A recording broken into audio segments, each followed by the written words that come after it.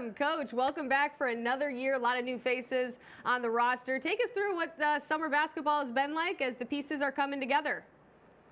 Yeah, it was a great summer. For the first time in a while, we have a lot of new faces. And so a lot of teaching, a lot of learning, which has been fun and exciting for me personally to get back to that, And the guys are coming along great. Figuring out our defensive philosophy is always the toughest thing for the new guys to do, but they're catching on, and it's been a great summer and a great fall so far. Coach, can you take us a little bit behind the curtain? And I know you guys have already moved past this, but very few teams had to experience the peaks and valleys that you guys did last season, just through a myriad of different circumstances. The season ends, and obviously the transfer portal is the gift and the curse, and it can be brutal for mid-majors. But what did that look like from a roster outlook perspective with guys coming back and who you were trying to identify as Abilene Christian players coming in to the summer? Yeah, I think my staff did a great job recruiting. I challenged them to go find guys that come from winning programs.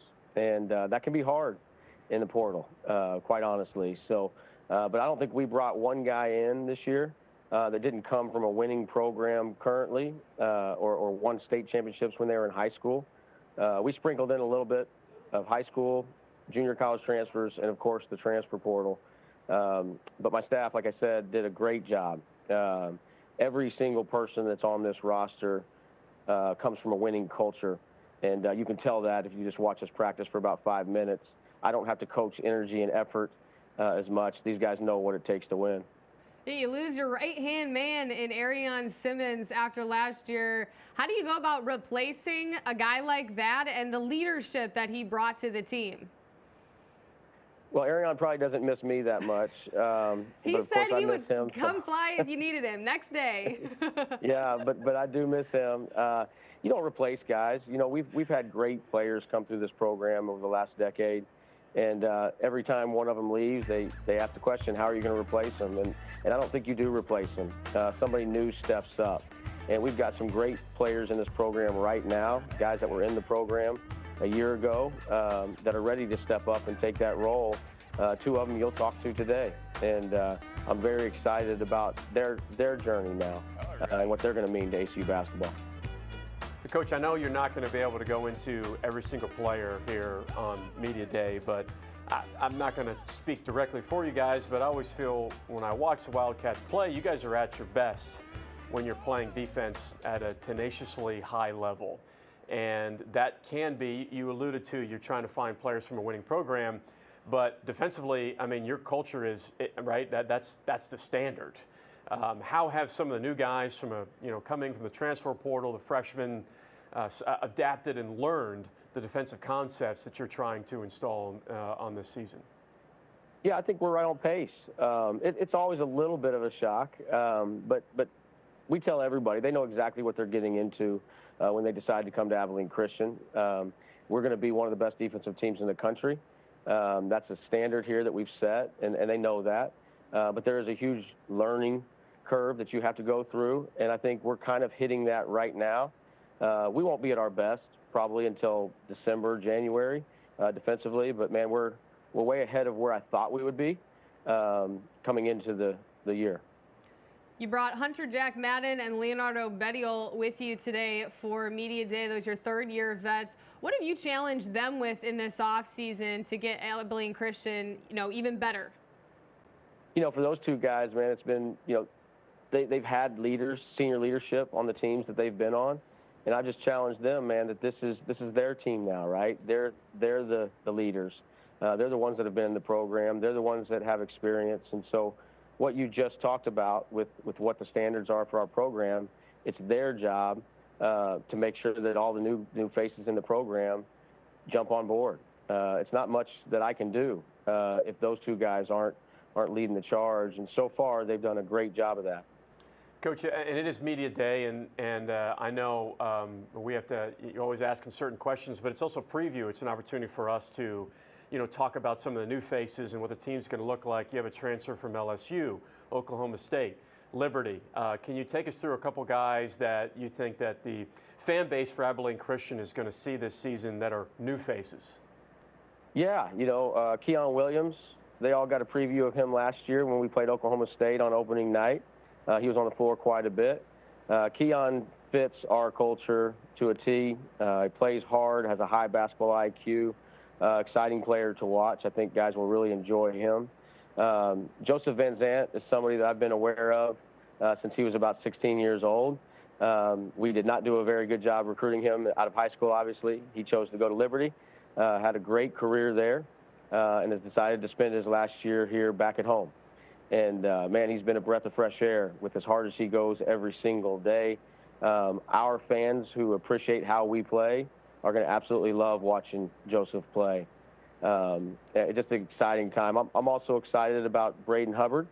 He's a junior college transfer, was a junior college All-American a year ago, but plays extremely hard, undervalued, I think, by people that don't really know him about what he can bring to the table for us.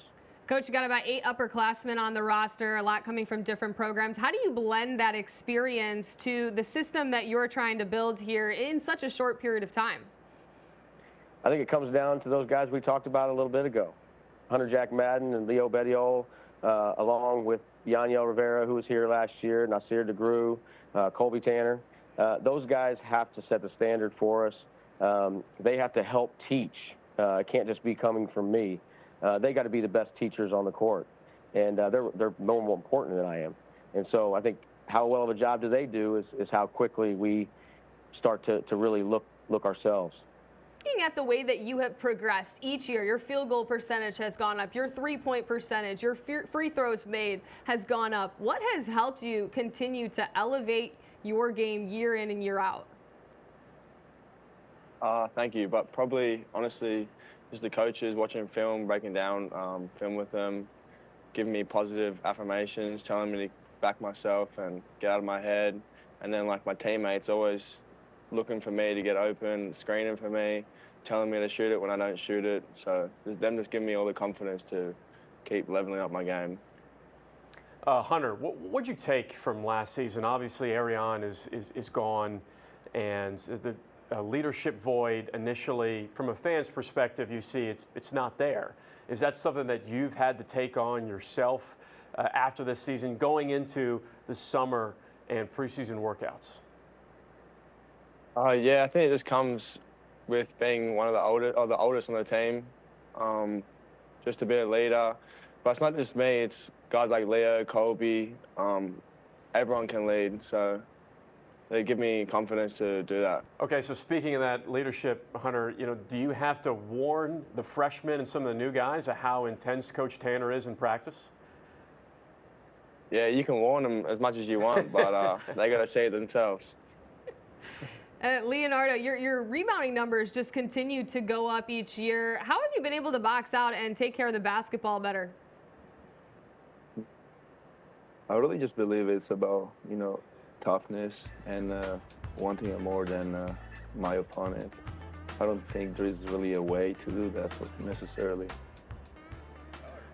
Hunter, new faces on this team, on this roster. Obviously, we're not at practice. We don't get to see it all the time, and the fan base is, itching to learn from a preview perspective of what some of these new guys can bring. I mean, has there been one or two guys that you think has stood out in practice that that the fan base is going to be looking forward to watching this season?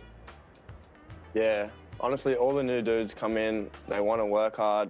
I've never been a part of a team where everyone's just in the gym as much as these boys, so it's good to see. He brings a good energy.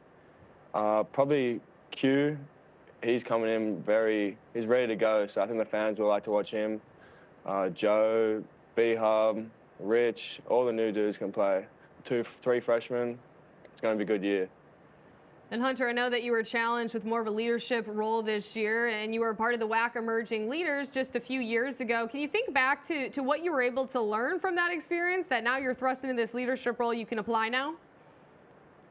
Yeah, I think I learned just to be first to lead the boys. You have to have a good relationship with them. If I don't have a relationship with them, they won't listen to me. Why would you? So just being personable, hanging out on the weekends after practice, stuff like that has helped a lot, and I learned that from the emerging leaders.